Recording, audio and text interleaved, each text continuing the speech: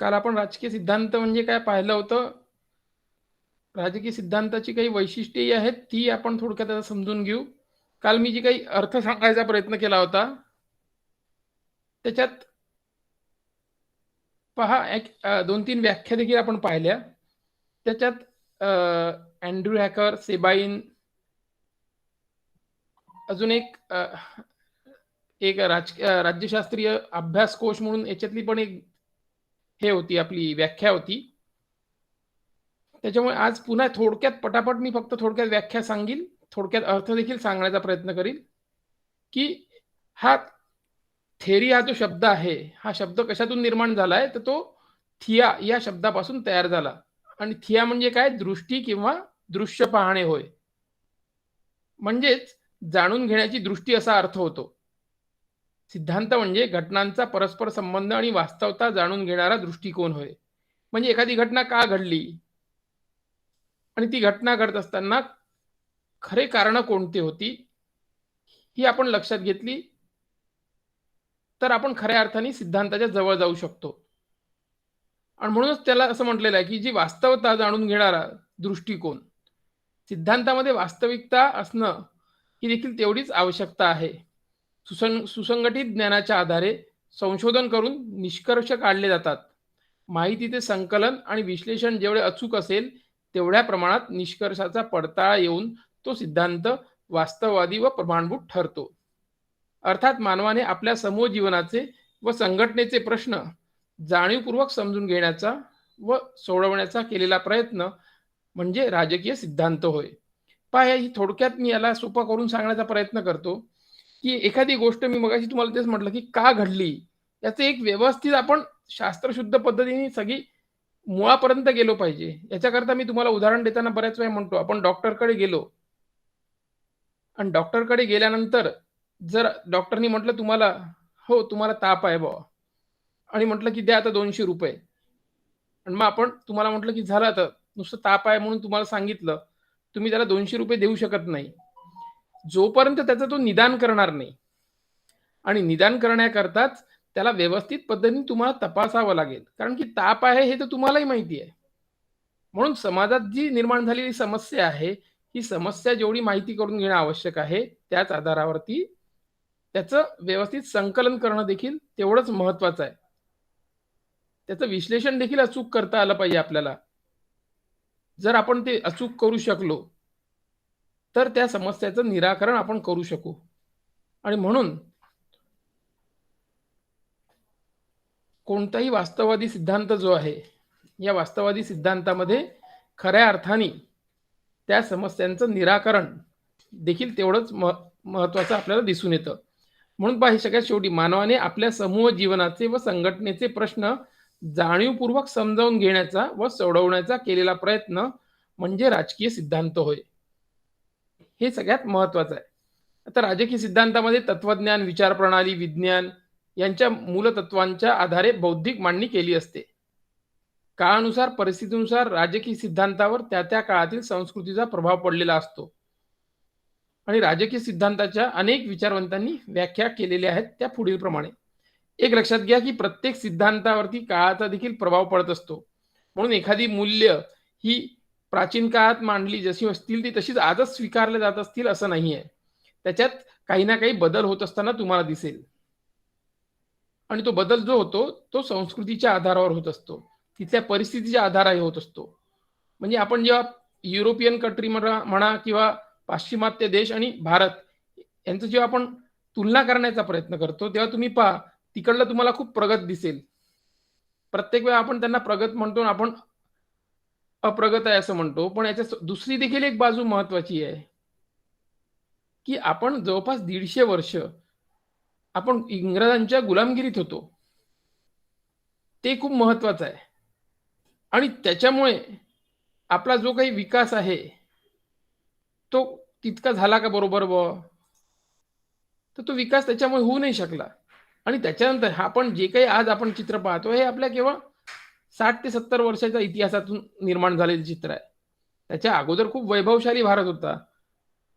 परंतु जे काही आपण गुलामगिरीत जी काही वर्ष घालवली, त्याच्यामुळे आपल्यात जो बदल झाला. म्हणून एक गोष्ट लक्षात घ्यायची कधी पण, की प्रत्येक परिस्थितीनुसार सिद्धांतामध्ये काही ना काही फरक हा पडत असताना तुम्हाला दिसतो. तर अँड्रू हॅकरनी जी काही व्याख्या केलेल्या आहे, काल आपण पाहिल्या आहेत. तरी मी एक थोडक्यात आता सांगतो. ज्या तत्वज्ञानात्मक आणि शास्त्रीय ज्ञानाच्या संकल्पनामुळे, मग ते केव्हाही आणि कुठेही केलेले असो, आम्ही राहत असलेल्या वर्तमानकालीन आणि भविष्यकालीन जगाविषयी आमची समजूत वाढते. त्यास राजकीय सिद्धांत असे म्हणतात. काल आपण हेच सांगितलं होतं मी तुम्हाला, की वर्तमान काळ, भूतकाळ आणि भविष्यकाळ या संबंधीची जी आपल्याला आकलन वाहण्याची जी ताकद आहे, ही राजकीय सिद्धांताच्या माध्यमातून होत असते. म्हणून त्याला अँड्र्यू हॅकरनी राजकीय सिद्धांत म्हटलेला आहे. सेबाइन काय म्हणतो पहा, राजकीय सिद्धांत ही एक बौद्धिक परंपरा आहे आणि तिच्या इतिहासात माणसाने काळाच्या ओघात राजकीय प्रश्नांवर ते विचार मांडले. त्या प्रश्नांची शिस्तबद्ध मांडणी करणे म्हणजे राजकीय सिद्धांत होय. म्हणजे त्याला एक त्यांनी बौद्धिक परंपरा आहे म्हटलं आणि तिच्या इतिहासात माणसाने काळाच्या ओघात राजकीय प्रश्नांवर जे विचार मांडले, राजकीय सिद्धांत निर्माण कशातून झाले? तर प्रश्नांच्या माध्यमातून. म्हणजे आपण जसं म्हणतो की मी तुम्हाला, की महात्मा गांधी का निर्माण झाले? त्यांनी आफ्रिकेत जे पाहिलं सगळं चित्र, ते चित्र पाहून ते तसेच दुःखी मनाने भारतात आलेले होते. भारतातलं देखील चित्र त्यांनी पाहिलं. त्यातून महात्मा गांधी तयार झाले. डॉक्टर बाबासाहेब आंबेडकर कसे तयार झाले? याच माध्यमातून, की जी समाजात असलेली जी समस्या आहे, जो जातीभेद त्यांना दिसला, त्याच्या आधारावर त्यांनी आपली विचारधारा मांडण्याचा प्रयत्न केला. म्हणून त्याला आपण आंबेडकरवादी सिद्धांत म्हणतो. म्हणजे जे काही प्रश्न आहे, ती व्यवस्थितपणे त्याची मांडणी केलेली आहे आणि त्याच्यावरती एक उपाय देखील सांगण्याचं काम त्यांनी केलेलं आपल्याला दिसून येतं. या 2 व्याख्या साधारण लक्षात असू द्या. आपल्याला ऑब्जेक्टिव्हज बहुतेक राहतील पेपर. त्याच्यामुळे इतकं हे नाही, पण ह्या 2 व्याख्या नंतर आपण पुन्हा पाहूच काय आहे. आता राजकीय सिद्धांताची थोडक्यात वैशिष्ट्ये लक्षात घ्या, की राजकीय सिद्धांत म्हणजे काय बुवा? ही वैशिष्ट्ये जर लक्षात ठेवली, तर आपण पटापट आपल्याला त्याचं लक्षात येईल, की काय आहे बुवा राजकीय सिद्धांत. राजकीय सिद्धांत हे मूलतः व्यक्तीच्या बौद्धिक व राजकीय कार्यावर आधारलेले आहे. बस एवढंच पहिलीच ओळ लक्षात ठेवायची, की कोणताही सिद्धांत हा बौद्धिक व राजकीय कार्यावर आधारलेला असतो. राजकीय सिद्धांता बाबतीत म्हणतोय बरं पर्टिक्युलर मी. म्हणजे व्यक्तीची बुद्धिमत्ता कशी आहे आणि तो राजकीय क्षेत्रात किती तो अधिक चांगल्या पद्धतीने सहभागी होतो आहे, की किंवा कशा पद्धतीने तो सहभागी होतो आहे, यावर त्या राजकीय सिद्धांताची चौकट आधारलेली असते. हे त्याचं पहिलं वैशिष्ट्य आहे. दुसरं वैशिष्ट्य काय आहे? तर राजकीय सिद्धांतामध्ये व्यक्ती, समाज आणि इतिहासाचा समावेश होतो. हे सगळ्यात महत्वाचं आहे. कोणत्याही सिद्धांतामध्ये तुम्ही पहा किंवा कोणत्याही समस्येमध्ये इतिहास असतो.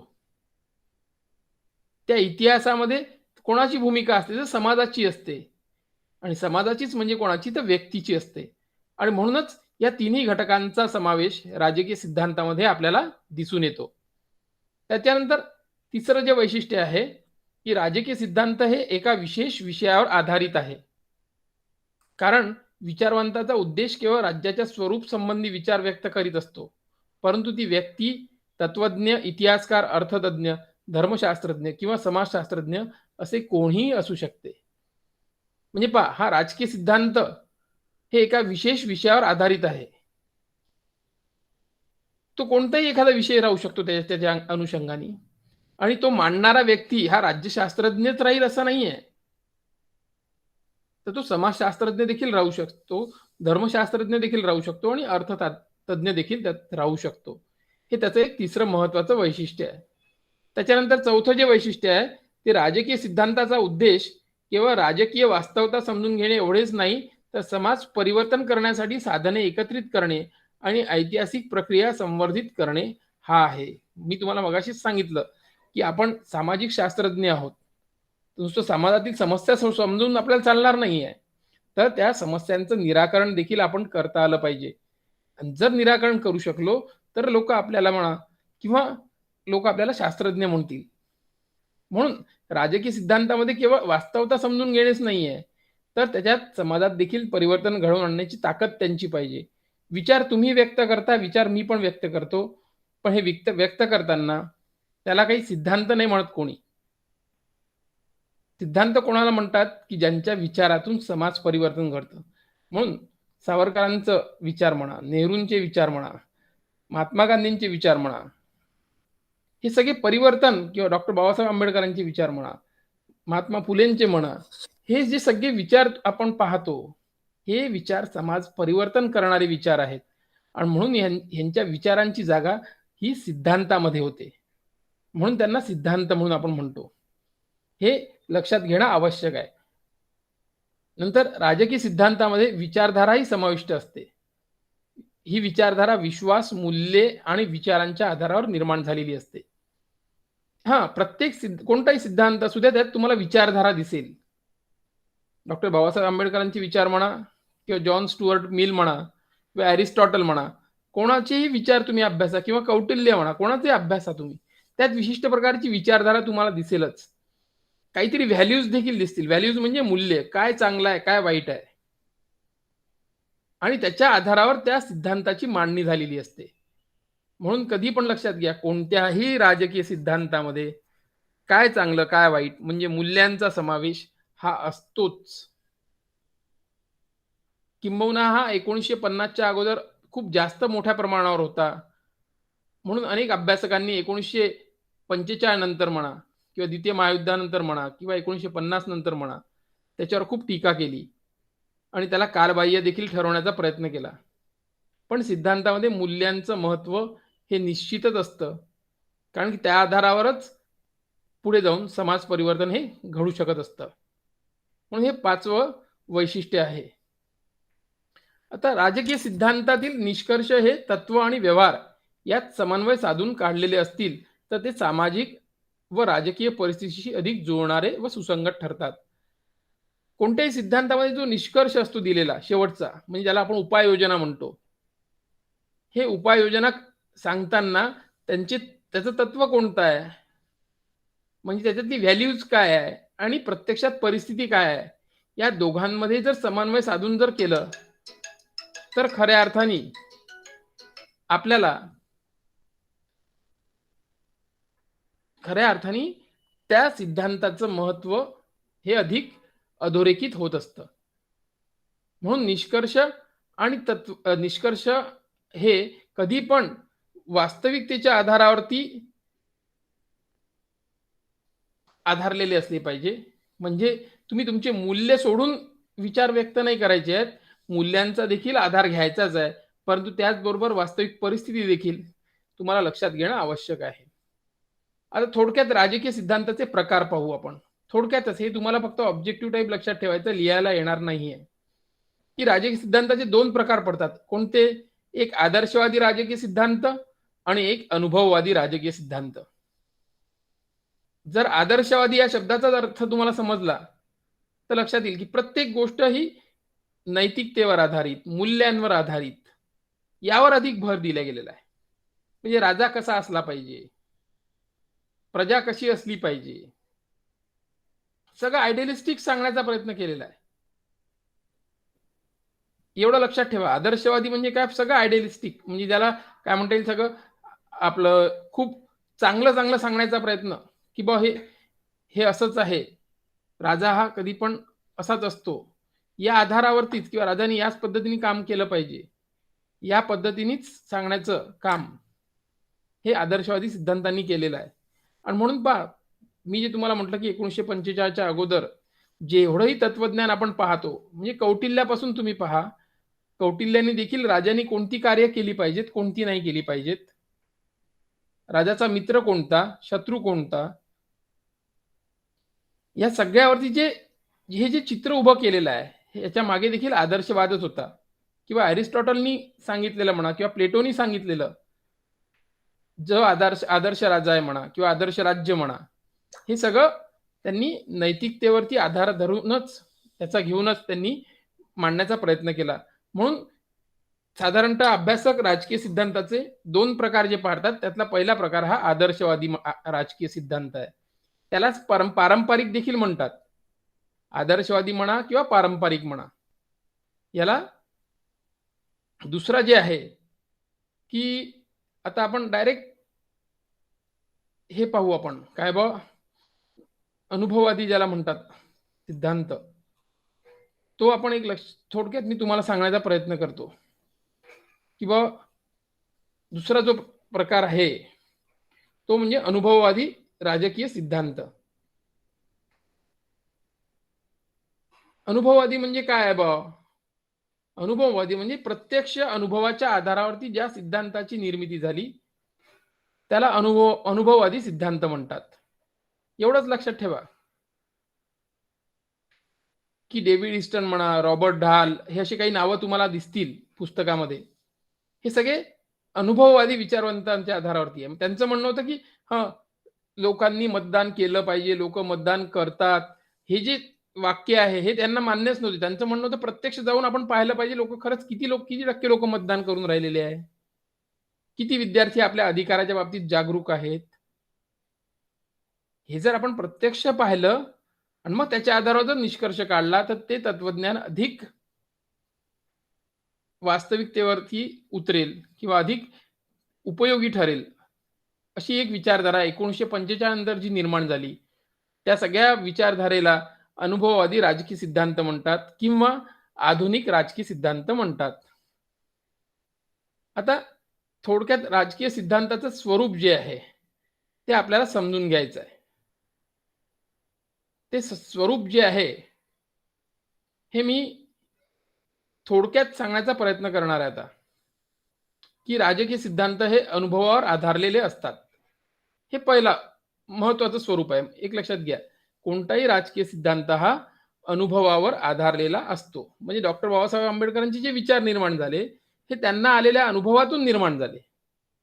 तुम्हालाही अनुभव येतात, मलाही पण अनुभव येतात.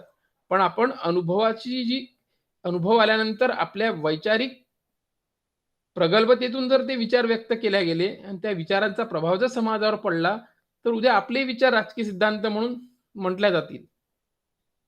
परंतु ते होत नाही, कारण की असामान्य लोकच हे काम करत असतात.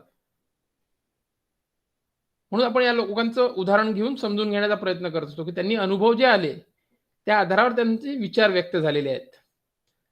दुसरं जे आहे स्वरूप त्याचं, की राजकीय सिद्धांतात म्हणजे मानवी जीवनापुढे निर्माण झालेले प्रश्न सोडवण्याचे कार्य करतात. राजकीय सिद्धांत काय करतो तर मानवी जीवनापुढे निर्माण झालेले प्रश्न सोडवण्याचा प्रयत्न करत असतो. आपल्यासमोर निर्माण झालेले जे प्रश्न आहेत, आजही अनेक प्रश्न आहेत, ते प्रश्न ज्या विचारधारेतून सोडवले जातील ती विचारधारा म्हणजे राजकीय सिद्धांत आहे. कोणत्याही विचारांना राजकीय सिद्धांत म्हणता नाही येत किंवा कोणत्याही विचारांना सिद्धांत म्हणता नाही येत. हा भाग सगळ्यांनी लक्षात घ्यायचा आहे. त्याच्यानंतर राजकीय सिद्धांत हे राजकीय विचार प्रणालींना जन्म देतात. हा देखील महत्वाचा भाग आहे सगळ्यात, की राजकीय विचार प्रणालीला जन्म देतात राजकीय सिद्धांत. म्हणून इथे उदाहरणार्थ आपण काय म्हटलेलं आहे, की मार्क्सने मांडलेल्या सिद्धांतातून मार्क्सवादी विचार प्रणाली अस्तित्वात आल्याचे दिसून येते. म्हणजे कार्ल मार्क्सचं नाव तुम्ही ऐकलं असेलच. हा जो कार्ल मार्क्स आहे यांनी जे विचार मांडले त्यातून मार्क्सवादी विचार प्रणाली निर्माण झाली. त्यातूनच सोव्हिएट रशिया म्हणजे जो 1980च्या अगोदरचा जो सोव्हिएट रशिया ज्याला आपण म्हणत होतो तिथे क्रांती झाली आणि याच विचारांच्या आधारावरती चीनमध्ये देखील क्रांती झालेली आहे. म्हणून पहा तुम्हाला मार्क्सवादी, कम्युनिस्ट पक्ष वगैरे तुम्हाला असे खूप वेगवेगळे नाव दिसतील. ही जी विचारधारा आहे ही विचारधाराच मुळात मार्क्सने जे काही तत्वज्ञान मांडलं त्यातून निर्माण झालेली आहे. किंवा जसं आपण म्हणतो की नाही हे गांधीयन विचारधारेचे लोक आहेत हे किंवा गांधीवादी आहेत. काही लोकांना आपण आंबेडकरवादी म्हणतो, काही लोकांना आपण हिंदुत्ववादी म्हणतो, काही लोकांना आपण असे वेगवेगळ्या अनुषंगाने जे आपण संबोधतो हे त्या तत्वज्ञानातून निर्माण झालेल्या विचार प्रणाल्या आहेत. म्हणून लक्षात घ्या, सिद्धांताचं महत्व खूप मोठं असतं.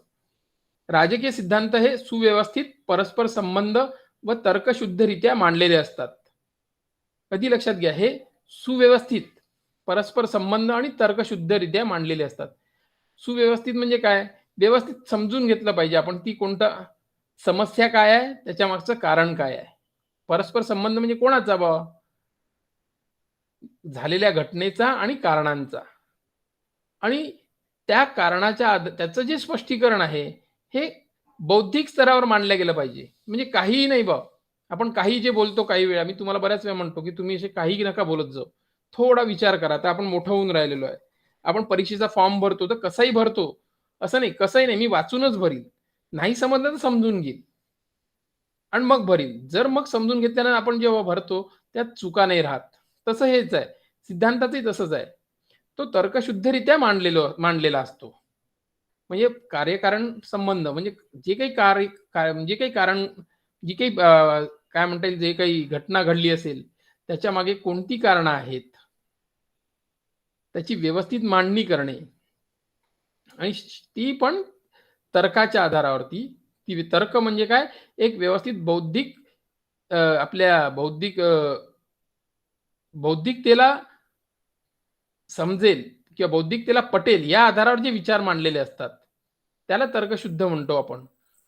आणि हे सिद्धांताचं महत्त्वपूर्ण एक त्याचं स्वरूप आहे. राजकीय सिद्धांत हे सध्या परिस्थितीचा अभ्यास करतात आणि भविष्यातील समाजाच्या विकासाचा विचार करतात. हे देखील आपण मगाशी मी तुम्हाला म्हटलं, की आजची परिस्थिती अभ्यास करायची आणि भविष्यातील समाज. म्हणजे डॉक्टर बाबासाहेब आंबेडकरांनी तेव्हा ते विचार मांडले. म्हणून आज ते हे परिवर्तन आपल्याला जे काही दिसतंय, हे त्या आधारावर दिसतंय. आणि म्हणून खूप महत्वाचं आहे, कोणत्याही सिद्धांतामध्ये सध्या परिस्थितीचा अभ्यास हा चांगल्या पद्धतीने केला गेलेला असला पाहिजे. तरच त्याचं व्यवस्थित निराकरण हे होऊ शकतं. नंतर काय? राजकीय सिद्धांत एखाद्या प्रश्नाचे निराकरण करीत असताना अनुभवलेली गोष्ट व्यवस्थितरित्या मांडणे, त्याचे विश्लेषण करणे व त्याचे मूल्यमापन करणे ही कार्य करतात. पण पुन्हा तीच गोष्ट आलेली आहे, लक्षात घ्या. म्हणजे प्रश्नाचं निराकरण हा भाग सगळ्यात महत्त्वाचा आहे. प्रश्नाचं निराकरण करणे आणि सोबत प्रश्नाचं निराकरण करणे, त्याच्यानंतर त्याचं व्यवस्थितरित्या त्याची मांडणी करणे. म्हणजे प्रश्न समजून निराकरण तर करतच आहे राजकीय सिद्धांत. पण त्या पहिल्यांदा तुम्हाला त्या प्रश्नाची व्यवस्थित मांडणी करता आली पाहिजे. म्हणजे एखाद्या चौकात ॲक्सिडेंट होतात, म्हणजे कारण काय बुवा? एखादा ॲक्सिडेंट झाला, तर हो, नुसता ॲक्सिडेंट झाला म्हणून कोणाला आरोप करण्यापेक्षा तो ॲक्सिडेंट कसा झाला पहिले समजून घेतलं पाहिजे आपण. त्यानंतर त्याचं विश्लेषण केलं पाहिजे. त्याच्या सगळ्या अंगांच्या आधारावरती, सगळ्या म्हणजे परिस्थितीच्या आधारावरती आणि मग त्याच्यानंतर आपण मूल्यमापन म्हणजे काय, काय योग्य, काय अयोग्य हे सांगण्याचं काम केलं पाहिजे आणि हेच कामं राजकीय सिद्धांत करत असतो. म्हणून ही राजकीय सिद्धांताची ही साधारणतः 6 वैशिष्ट्ये आपल्याला सांगता येतील. थोडक्यात पुन्हा एकदा मी सांगतो, की काय आहे राजकीय सिद्धांत हे अनुभवावर आधारलेले असतात. पहिले लक्षात ठेवायचं अनुभवावर आधारलेले. दुसरं मानवी जीवनापुढे निर्माण झालेले ते प्रश्न सोडवण्याचं काम करत असतात. म्हणजे आपल्यासमोर जे प्रश्न निर्माण होतात, ते सोडवण्याचं काम करत असतो राजकीय सिद्धांत. तिसरा जो मुद्दा आहे, हा विचार प्रणालीला जन्म देतात. त्यासंबंधी मार्क्सचं उदाहरण लक्षात ठेवायचं. कोणताही राजकीय सिद्धांत हा विचार प्रणालीला जन्म देतो. त्यानंतर कोणत्याही राजकीय सिद्धांतामध्ये काय परस्पर संबंध आणि तर्कशुद्धरित्या मांडलेला असतो. कोणत्याही राजकीय सिद्धांतात हे तुम्हाला 2 गोष्टी दिसतीलच. आणि 5वं जे आहे, वर्तमान काळातील तर घटकांचा अभ्यास करतातच, पण त्याचबरोबर भविष्यातील समाजाच्या विकासावर देखील ते विचार करतात किंवा भविष्यातील समाजाचं देखील ते एक चित्रण आपल्या विचारात करत असतात. आणि शेवटचं म्हणजे कोणतीही घटना जी आहे त्याची व्यवस्थित मांडणी करणे, त्याचं विश्लेषण करणे आणि त्याचं मूल्यमापन करणे, हे राजकीय सिद्धांताचं एक महत्त्वपूर्ण काम आहे. म्हणून हे देखील त्याचं एक वैशिष्ट्य ठरतं. आता आपण थोडक्यात त्याची व्याप्ती पाहू. राजकीय सिद्धांताची व्याप्ती कोणी सांगितलेली आहे? हेनरी मेयो या अभ्यासकांनी राजकीय सिद्धांताची पुढील मुद्द्यांच्या आधारे काही व्याप्ती सांगितली आहे. की व्याप्ती म्हणजे काय? आपण आपल्या अभ्यासामध्ये कोणकोणते घटक अभ्यासतो, म्हणजे व्याप्ती. म्हणजे कोणकोणत्या घटकांचा समावेश हा राजकीय सिद्धांतामध्ये होतो, त्याला राजकीय सिद्धांताची व्याप्ती म्हणतात. आपण म्हणतो ना, काही काही लोकांचा व्याप खूप मोठा आहे. व्याप खूप मोठा म्हणजे खूप लोक त्यांच्या संपर्कातले असतात. काही लोकांचा छोटा व्याप असतो. तसं हे आहे. या विषयाची जी व्याप्ती कशी आहे बुवा, हे सांगण्याचं काम हेनरी मेयो या अभ्यासकांनी केलेलं आहे. ते पहिला मुद्दा त्यांनी म्हटलं, की विचार प्रणालीचं अध्ययन. म्हणजे राजकीय सिद्धांतामध्ये विचार प्रणालीचं अध्ययन हे केलं जात असतं. म्हणून ते आपण मार्क्सवादी म्हणा किंवा उदारमतवादी म्हणा. आपल्याला आहे उदारमतवादी विचारधारा, की जी आपण राज्याच्या याच्या संबंधी जे आहे, राज्य म्हणजे काय?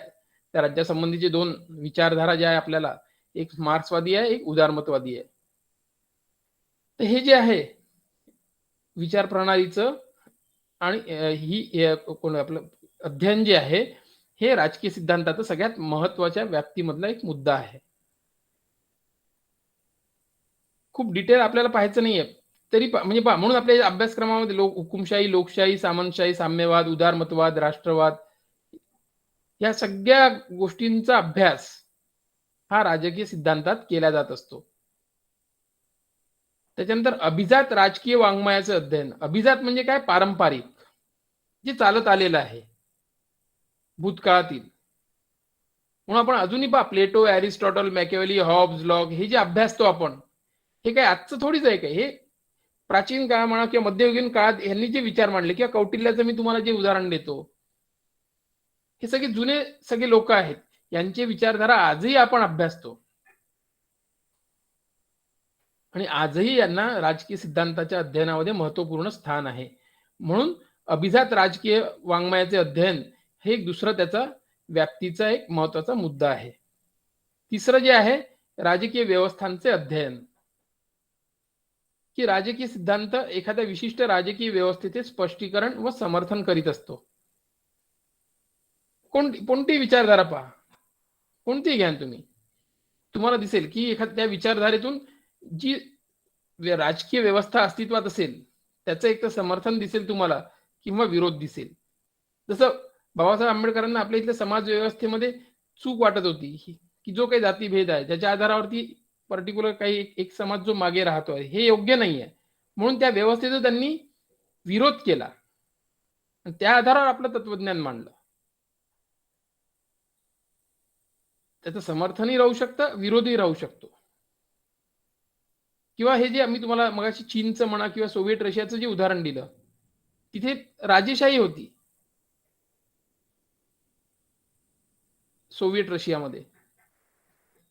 आणि ह्याच साम्यवादाच्या आधारावरती राजेशाही नष्ट करून तिथे साम्यवादी राजकीय व्यवस्था निर्माण केल्या गेली.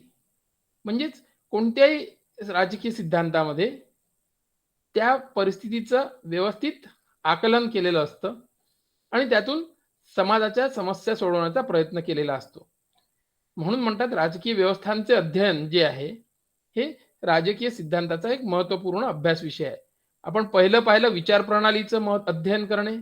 दुसरा आपण मुद्दा पाहिला अभिजात वाङ्मयाचा अभ्यास करणे. अध्ययन म्हणजे अभ्यास करणे. आणि राजकीय व्यवस्थांचं अध्ययन म्हणजेच काय? राजकीय व्यवस्थेचा देखील अभ्यास करणे, की भारताची कोणती राजकीय व्यवस्था आहे बाबा, कशाच्या आधारावर निर्माण झालेली आहे? चीनची राजकीय व्यवस्था कशी आहे? या सगळ्या गोष्टींचं आपण अध्ययन सिद्धांताच्या आधारावर करू शकतो. नंतर अनुभव प्रामाण्य संशोधन, तथ्य संकलन व विश्लेषण करून संकल्पनांचे संकलन करणे आणि राजकीय सिद्धांत मांडणे हे कार्य राजकीय सिद्धांत करते. सगळ्यात महत्वाचा भाग आहे हा, की तथ्य संकलन म्हणजे काय? फॅक्ट्स. मी जे तुम्हाला म्हणतो प्रत्येक काय घडलं याचं तुम्हाला एक्झॅक्ट माहीत पाहिजे. हे जर माहीत असेल, तर मग तुम्ही व्यवस्थित करू शकता. हे जर माहीत नसलं, तर आपण करू शकत नाही.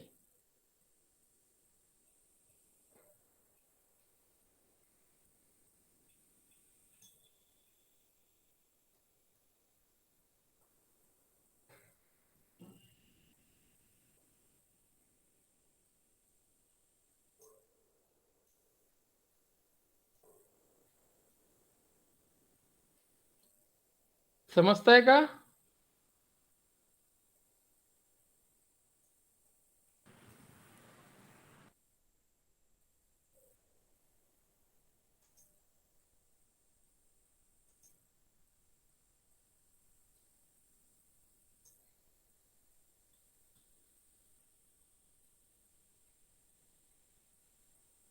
समजताय का? हो सर. हो सर. हा, तेच म्हटलं, समजताय की नाही? समजत आहे सर. समजत आहे ना? हा, हा. ही साधारणतः हे 4 मुद्दे लक्षात ठेवायचे की विचार प्रणालीचे अध्ययन, अभिजात राजकीय वाङ्मयाचे अध्ययन, राजकीय व्यवस्थांचे अध्ययन आणि चौथा मुद्दा अनुभव प्रामाण्य संशोधन. हे झालं राजकीय सिद्धांताचा हा एक व्याप्ती झाली. आता थोडक्यात महत्व आपण समजून घेऊ की राजकीय सिद्धांताचं महत्व काय आहे. त्यातला पहिला मुद्दा आहे तो राजकीय सिद्धांत हे राज्य आणि सरकार यांच्या स्वरूपाची आणि उद्देशाची माहिती उपलब्ध करून देते. राज्य आणि सरकार यांच्या स्वरूपाची, स्वरूप म्हणजे काय, ते कशा प्रकारचं आहे, राज्य सरकार कशा प्रकारचं आहे, म्हणजे भारत कसा आहे आणि भारत सरकार कसं आहे. स्वरूप म्हणजे जसं आपण एखाद्या व्यक्तीची ओळख करतो ना, तो व्यक्ती कसा आहे तर त्याचं स्वरूपच सांगण्याचा प्रयत्न करत असतो आपण. तर तसं हे आहे की राजकीय सिद्धांत काय करतं, तर ते राज्य आणि सरकार यांच्या स्वरूपाची आणि उद्देशाची माहिती आपल्याला देत असतं. दुसरा जो आहे मुद्दा, तो समाजामधील वर्तमान काळातील निर्माण झालेल्या प्रश्नांची सोडवणूक करण्यासाठी राजकीय सिद्धांत मार्गदर्शक व उपयुक्त ठरतात. राजकीय सिद्धांताचं महत्व काय आहे, कारण की ज्या समाजात समस्या निर्माण होतात त्या समस्यांच्या सोडवणुकीकरताच याची मांडणी होत असते. म्हणून हा एक याचा महत्वपूर्ण उद्देश असतो राजकीय सिद्धांताचा, आणि तेच त्याचं महत्व आहे.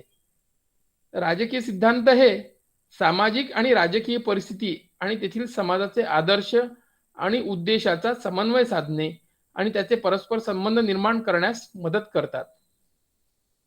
हे सगळ्यात महत्वाचा भाग आहे हा. म्हणजे तिथली परिस्थिती लक्षात घेतोच राजकीय सिद्धांत, परंतु त्याचबरोबर त्या समाजातले आदर्श कोणते आहेत, त्या समाजाचे उद्देश काय आहे, याचा व्यवस्थित याच्यात समन्वय साधून त्या समाजाचा विकास करण्याचं काम राजकीय सिद्धांत करत असतो.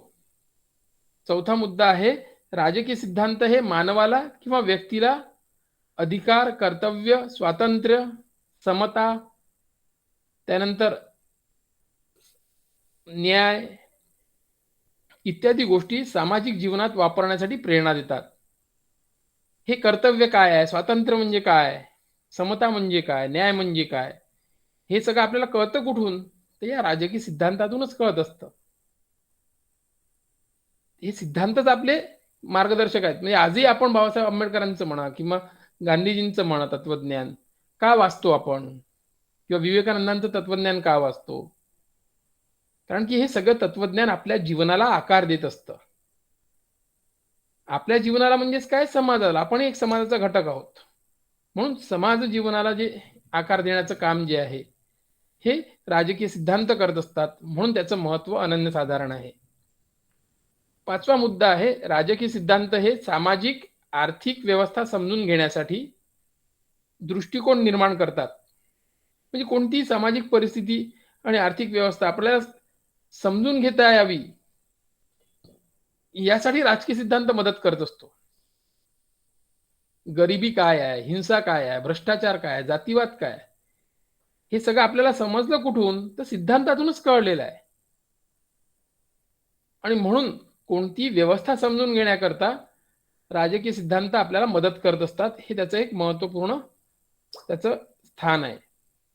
नंतर राजकीय सिद्धांताचे कार्य आहे केवळ संकल्पना निर्मिती करणारे नसून सामाजिक सुधारणा आणि क्रांतिकारी विचाराने समाज परिवर्तन घडवून आणण्यासाठी महत्वाचे असतात. एक लक्षात घ्या, नुसतंच सामाजिक सुधारणा नाही घडून येत राजकीय सिद्धांतांनी, क्रांती देखील घडून येते. याचं उदाहरणच मगाशी मी तुम्हाला 2-3दा म्हटलं, आतापर्यंत सांगितलंय की जे रशिया, सोव्हिएट रशियामध्ये जी क्रांती झाली ही मार्क्सवादी विचारातून म्हणजे मार्क्सवादी सिद्धांतातून झाली. चीनमध्ये जी झाली ती देखील मार्क्सवादी विचारांमधून झालेली आहे.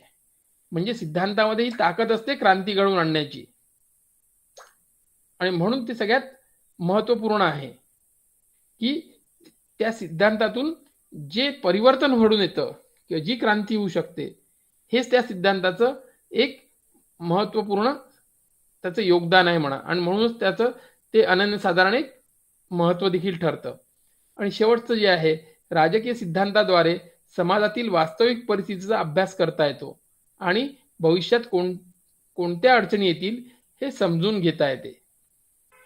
हे जे आहे, राजकीय सिद्धांताद्वारे आपल्याला काय कळतं, तर वास्तविक परिस्थिती पण कळते आणि भविष्यात कोणत्या अडचणी येऊ शकतात, त्या कशा सोडवल्या पाहिजेत, या सगळ्या गोष्टींचा आपल्याला जो एक आधार आहे, तो या राजकीय सिद्धांताच्या द्वारे आपल्याला प्राप्त होत असतो.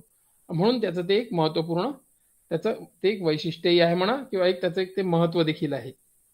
अशा प्रकारे राजकीय सिद्धांताची 7 महत्त्वपूर्ण त्याची वैशिष्ट्ये म्हणा किंवा ते महत्त्वपूर्ण त्याचं एक महत्त्व आहे. थोडक्यात मी पुन्हा एकदा सांगतो थोडक्यात. राज्य आणि सरकारचं स्वरूप समजून घेणे हे राजकीय सिद्धांताचं महत्त्व आहे. दुसरं आहे वर्तमान काळातील निर्माण झालेल्या प्रश्नांची सोडवणूक करणं, हा देखील एक महत्त्वपूर्ण उद्देश असतो राजकीय सिद्धांताचा, म्हणून ते देखील त्याचं एक महत्त्व आहे. तिसरं आहे सामाजिक आणि राजकीय परिस्थिती जी असेल आणि त्या समाजाचे जे काही आदर्श असतील किंवा जो काही उद्देश असेल, यात जो समन्वय साधण्याचं काम करतो, म्हणून ते देखील एक महत्त्वपूर्ण त्याचं महत्त्व ठरतं. राजकीय सिद्धांताचं दुसरं एक चौथं जे महत्त्व आहे ते म्हणजे काय, स्वातंत्र्य, समता, बंधुता, न्याय, या सगळ्या गोष्टी आपल्याला कुठून कळतात, तर या सिद्धांतातून कळतात. त्यातून आपल्या जीवनाला म्हणा किंवा समाजाला म्हणा सगळ्यांना प्रेरणा मिळत असते, म्हणून ते एक महत्त्वपूर्ण आहे. त्यानंतर कोणत्याही समाजातली आर्थिक व्यवस्था समजून घेण्याकरता देखील राजकीय सिद्धांत हे आपल्याला सहाय्यभूत ठरत असतात. 6वं जे आहे ते सामाजिक सुधारणा तर घडवूनच आणतात ते राजकीय सिद्धांत, परंतु त्याचबरोबर क्रांती देखील घडवून आणण्याचं काम हे सिद्धांताद्वारे होत असतं आणि म्हणून ते एक महत्त्वपूर्ण त्याचं एक वैशिष्ट्य ठरतं. आणि शेवटचं जे आहे त्याचं महत्त्व ते हे आहे की वास्तविक परिस्थितीचा अभ्यास करता येतो आणि भविष्यातील अडचणी देखील आपण सोडवू शकतो, जर आपण व्यवस्थित राजकीय सिद्धांताचा अभ्यास केला तर. आणि म्हणून आपल्या सगळ्यांना फर्स्ट सेम मध्ये राजकीय सिद्धांत घेतला गेलेला आहे. हे जर तुम्ही व्यवस्थित अध्ययन केलं या सगळ्या गोष्टींचं, तर तुम्हाला निश्चितच पुढे देखील कोणताही पॉलिटिकल सायन्स अभ्यास करताना अडचण येणार नाही, कारण की हा आपला सगळा बेस आहे. हा बेस जर तुम्ही व्यवस्थित समजून घेतला तर तुम्हाला व्यवस्थित पद्धतीने तुम्हाला त्याचं एक हे करता येईल, आकलन करता येईल.